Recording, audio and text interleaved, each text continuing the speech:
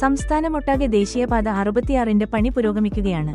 പുതിയ ഹൈവേയിലേക്ക് ഇരുചക്ര വാഹനങ്ങൾക്ക് പ്രവേശനമുണ്ടായിരിക്കില്ല. അവർ സർവീസ് റോഡ് വഴിയാണ് പോകേണ്ടത്. എക്സ്പ്രസ് ഹൈവേകളിലേക്ക് ഇരുചക്ര വാഹനങ്ങൾക്ക് പ്രവേശനമുണ്ടായിരിക്കില്ലെന്നും സർവീസ് റോഡ് ഉപയോഗിക്കണമെന്നും അധികൃതർ വ്യക്തമാക്കിയിട്ടുണ്ട്.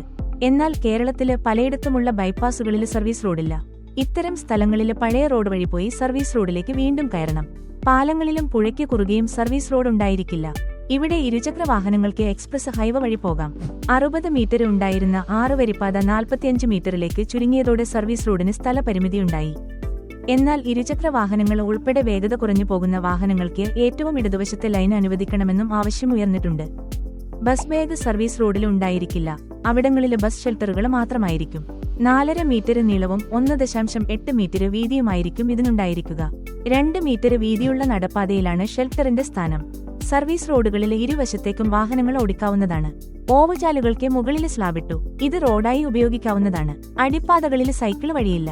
സർവീസ് റോഡിൽ നിന്നും ഹൈവേയിലേക്ക് കടക്കുന്നതിനും ഇറങ്ങുന്നതിനും വഴികളുണ്ട്.